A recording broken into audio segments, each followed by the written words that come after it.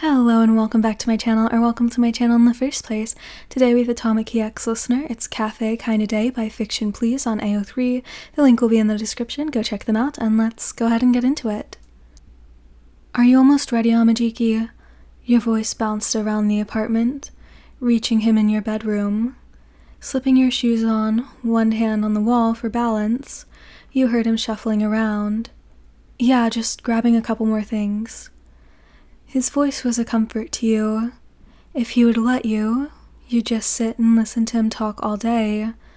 About anything. Everything. We better get going before it starts getting busy. Shoes on, you reached for the nearby hook and slid on your jacket. I know. He was rarely truly sarcastic, but when he was, you ate it up. He walked out of the room, arms slugging on a backpack. He saw you and smiled, bashing away at your expression. Someone's feeling cocky today, huh? Whatever, let's just go. He turned and made his way to the door, but you could hear the upturn of his lips and the words. When you both stepped out, you reached for his hand, his fingers intertwined with yours, effortlessly. The cool air made your skin flush, blood rushing to the surface. Taking a shivering breath in, you watched as your exhale made a white cloud, warm breath contrasting with the freezing temperature surrounding you two. Before you started dating Tamaki, you always felt weird seeing couples hold hands.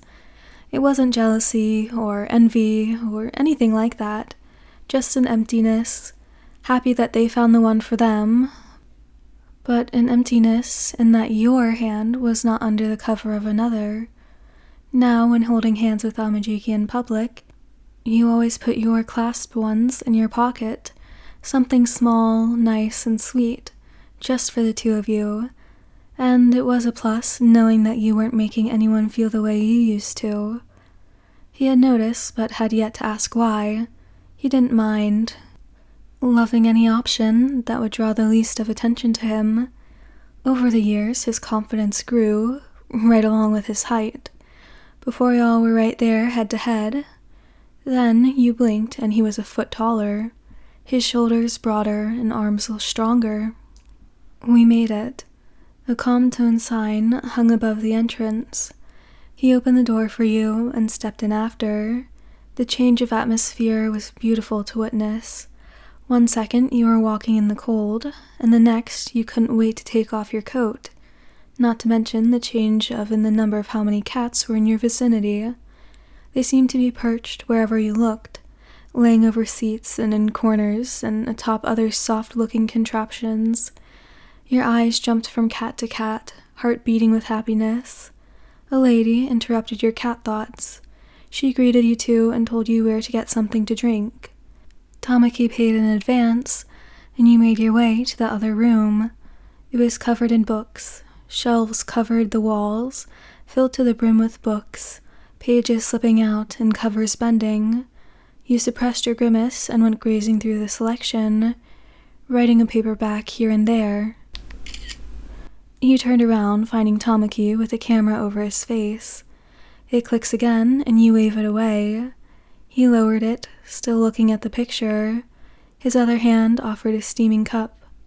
Got hot chocolate. You took it, feeling the sweet sip go down your throat, the warm, sugary drink further erasing any sort of chill from earlier. He started going down the shelves as well. You watched his movements. His fingertips twitched against the camera shutter button, arm always ready to raise and capture a moment. He would blow his hair away from his eyes, annoyed by its length, but always too scared to cut it short. His foot taps along to a distant song from the lobby, the scuffs on his sneakers as cloudy as the sky. You shook your head, wondering how so many good things could be wrapped up into one person. It seemed impossible, and yet... Hey, isn't this the one you've been talking about? He pulled a spine out from the others, showing you the cover. Your eyes widened and you reached for it. Yeah, I can't believe they have it here. You stepped over to the rug and sat down crisscross. A quiet black cat took up residence next to you. meowing when it saw you lean over to pet it, carding its fur through your fingers.